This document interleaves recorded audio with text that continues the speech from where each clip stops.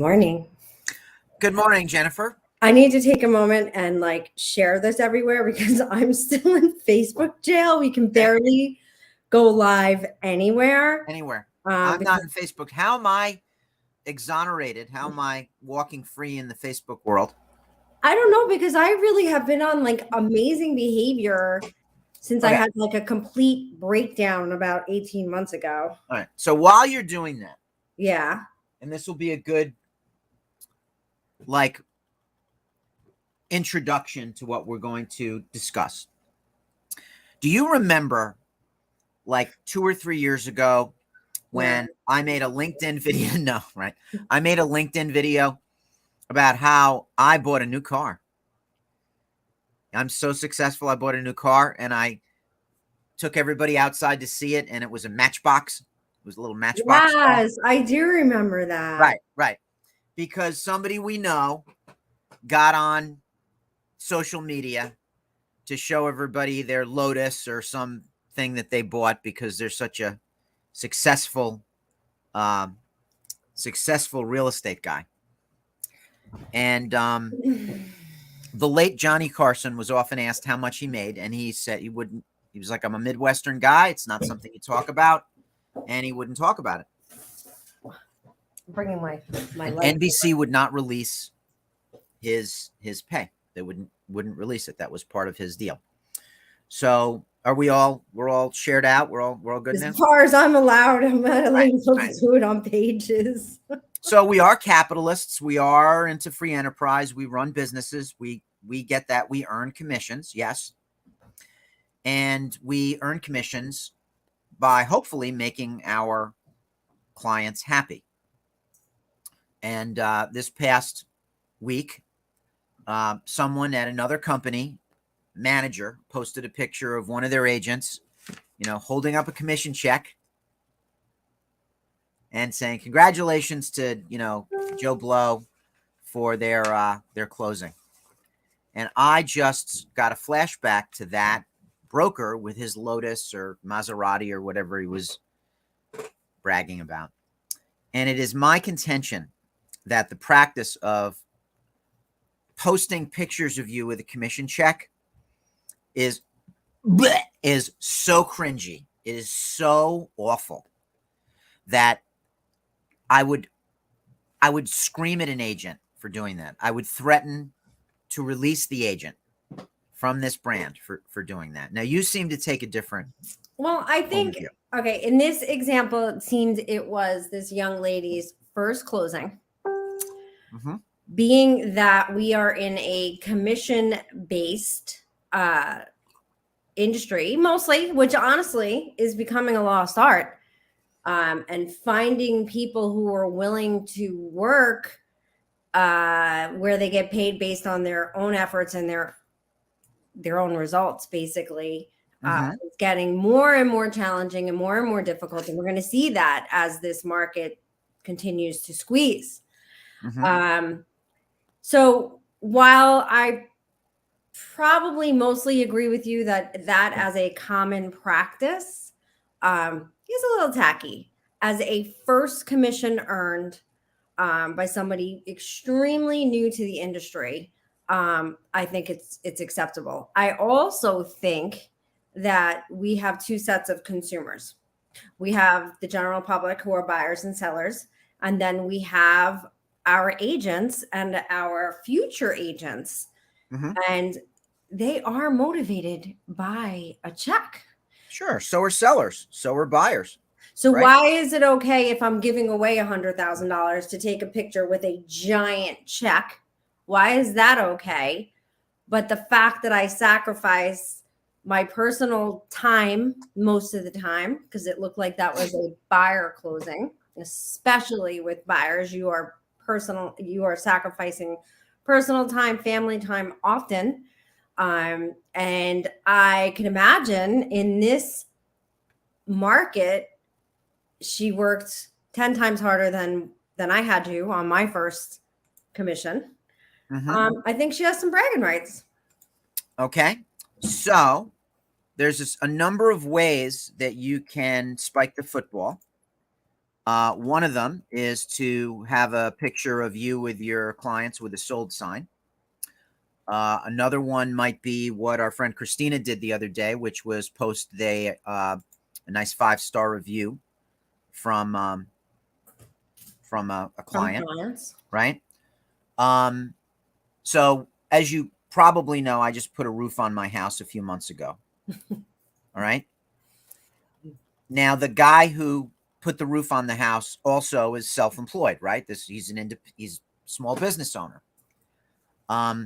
Roofs are not cheap, and it's not fun to write those checks for the roof, even though, like, they kind of have you because you need a roof, right? You kind of need a roof over your head. And I do want to endorse my product, which is shelter. I sell living indoors. That's my thing. All right. If that roofer had gone on social media and said, "Hey, I just got Phil to write me this big fat check, woohoo!" then I think I would have lost my mind. Now, the context that you're talking about is, yes, this is an agent who just earned their first commission. I'm not sure if that's the case, but let's take the case that it is an agent. I think they were the listing agent, but again, it's their first deal. So let's just take your case that it's their first deal. I think you could have a picture of them handing over the keys. I think you could have all kinds of things that did not beat a already stressed out consumer population over the head that, yay, we're collecting commission checks and woo, As an industry as a whole, we have been celebrating and bragging about income with diamond level and platinum level and sold this many in volume. Only anybody has to do is calculate the average commission, which everybody seems to know nowadays. And you know exactly how much somebody's earning. So well, we don't know their split. All of those things, all of those ways that you called spiking the football are celebrating the work. Right. Quite frankly, celebrating the rewards, I think, is okay, unless you make it your business practice. Right. And that's all you're doing. Listen, we all know the Instagram realtor is the one who's like they're seated in a private jet. And some of them actually are, right? Yeah. Good at their jobs and so on and so forth. But look, we're in an industry that the sky is the limit. But the amount of work that it takes to get there is, you and I don't have a private jet, and we work harder than anybody I know. No, we're working on a helicopter, is my recollection. You got a new roof. Yeah, I need a helicopter and a stylist. Yeah, I have a roof, which I'm happy will last another 30 years or so. The roof will probably live longer than I do. But people probably take my DR condo as bragging, but they don't know perhaps what I went through to get that DR condo and to pay it off, and what I had to sacrifice, and the fear and the getting out of my comfort zone that I had to do to make that happen. But I'm sure that when, people are like, oh, when I'm posting about it. Well, I think that people posting from a pretty location now and then, I don't know that people are like, does she have a mortgage on that? I don't know that people are thinking that. I think if anybody knows you, they're happy for Jen. She's taking time off, because 99% of your posts have nothing to do with you having idle leisure, right? And even when you are on the beach, and I know this firsthand, you're working, right? Which is probably something you should discuss with your mental health professional, because you should probably unplug. I do. Time to time. I'm pretty good. I just don't need as much as other people. When I go down. Okay. Listen, that's fine. So, as a regular business practice, I think we can agree this is a bad idea. I would agree on a regular basis. I would not even for their first sale choose that tactic. What I would do if it was my agent's first sale is show them at a closing. I would show them handing over keys to the client. I would show them standing next to a sold sign, or standing next to the home they sold or something like that. I think we can handle the financial side of it, the fact that we earn commission, with a little more subtlety. What you actually said makes a lot of sense. People know that we earn commission. That is, and as you also pointed out, people seem to know exactly what our commissions are. Well, Jay Thompson and I got into a debate, which I think I won, and I told him, thank God, because I am not armed to debate him. Where if you really factored in what it takes to get to the closing table, especially when you've been around a little bit longer, I argued that we make like $3 or $4 an hour. And of course he came back and was like, are you effing crazy? And blah, blah, blah, no matter how long it takes, but he's not factoring in all those relationships and the team you've put together and the ability to see around corners, solve problems, put out fires, build relationships with agents on the other side, choose the right company. I mean, literally everything that you do up to the closing table is time, energy, and effort that you did not get paid for if you are commission only. Yeah. So while I agree with you, because the messaging that we're putting out there is terrible. I mean, realtors who are in the marketing game, I told you, like, even just bragging about 30 offers and sold in 2 days, when you've got a whole bunch of sellers who would love to sell but are freaking petrified. It's just a bad message. Putting a message out there that we are, and the world literally thinks, oh, it's a hot market, you guys are making money hand over foot.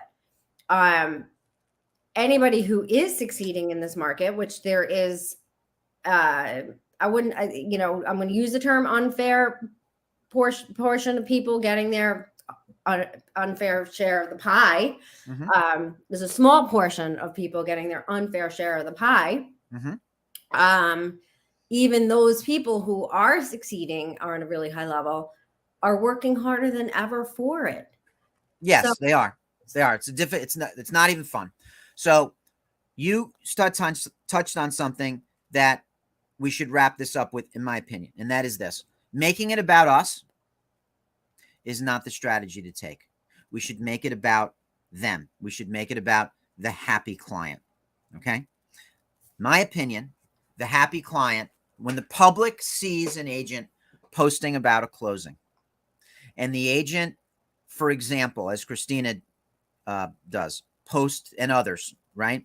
We have a lot of agents, fortunately, who post a lot of great reviews. And they are making it about the outcome and the happiness level of the client. That, to me, is the best messaging. The messaging, the subtle recruiting pitch, for example, the messaging that it's about us, that there's self-interest involved. In industry circles, behind the curtain, if you will, if you want to talk about that just to an industry audience, it's business, right? It's compensation. We get that. I think the optic to the public should always be, hello, public. This is about you. We want to make this about you. We want you to be happy. We celebrate your success, your happiness, your satisfaction, your willingness to continue to honor us with your referrals. And we de-emphasize for now what we get out of it. Yes, of course, we get a paycheck. Everybody should get a fair paycheck for producing a result. I remember we hired, by the way, a some web development company for some niche website that's no longer up. And the guy thought he put me on hold, and he turns to a colleague and he says, I just sold a Mac Daddy package to this guy. And I felt nauseous. I was like, really, dude? That's so he got back on. I'm like, so what's Mac Daddy? And he was speechless. He was flummoxed. He didn't realize that I had heard him cheer himself. And he said, well, that's several levels, and yours, we just jokingly call the Mac Daddy package. It's really all about you. You know, you've got the best, you know, I'm like, yeah, okay. And I knew he's in sales. I'm never going to have to deal with him again. We ended up not being terribly satisfied with them. This is years ago. This is probably 10 years ago. See, I'm still going to err on the side where, you know, we glorify ourselves by being busy, and it's a problem. And you're going to see three types of agents at the end of this year. You're going to see the one that just quit. Too much work, not enough inventory. I don't know what to do. Blah, blah, blah, blah, blah, blah. Yeah. Yep. Number two, they're going to make it through. They will scrappy by their fingernails. This comes from my coach, John Cheplax, and not original thoughts. They're going to literally make it to the end of the year, hanging on by a thread, bitching and moaning the whole entire time. The industry sucks. The buyers suck. The sellers suck. My broker sucks. Then you're going to have the agents who literally get it, know what they have to do to survive in this market. And yeah, they probably deserve some bragging rights. But the problem, what I was trying to say is we just glorify being busy. I mean, I know agents that like all they do is post about showings and closings and this and that. And I'm like all excited and I go look them up. I don't know how they're eating. Yeah.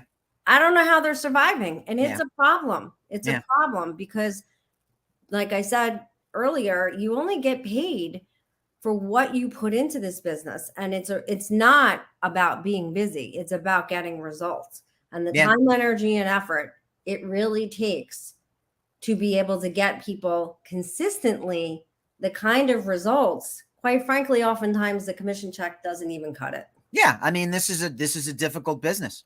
Yep. It's a difficult business. I always seem to choose the most difficult thing. I don't know why I do. I choose the most difficult thing thinking it'll be the easiest. Oh, is this why you chose me as a partner? Listen, I could give you a whole list of things. Like I'm 98 pounds as a high school freshman. And I'm like, well, you know, I'd like to do sports, but you know, I'm too short for basketball. I can't play football. So I go on. Go ahead. Finish your thought. So I'm like, all right, well, wrestling has weight classes. I'll do wrestling. Most brutal sport there is wrestling. So then my brother says to me, listen, when you get to college, go out for crew. I am literally that guy. That is me. I'm just sitting. The other guys are doing all the work. You spend 6 months of the year freezing your balls off out on the river, right? And when they win, they throw you in. And like that was hard. We start in August and we end in May. There's no off season. Even in the winter, we're in the tanks, right? Why do I keep choosing these difficult things? Go on. It's just... Well, two things. I hope I remember the other one. So one, you got to tell Mark about this Netflix movie, and I'll get the name of it, about a wrestler that not only doesn't have any legs, he's basically chest up only, and he won all kinds of titles. Was his name Darth Maul? I don't know. Oh. Is there a joke there? Yeah. Darth Maul was cut in half by Obi-Wan Kenobi in the first Star Wars movie. I don't get your nerdy jokes. And I forgot. That got it. I forgot. The second point, we were talking about commission checks. Yeah. Rowing. Yeah. Choosing difficult things. Yes. It's lost. I think we made our point. We made our point. I'm right. There has to be a healthy balance. But you know, I'm a big believer, as you know, in celebrating all the small successes. So I guess I view that more as celebrating a small success.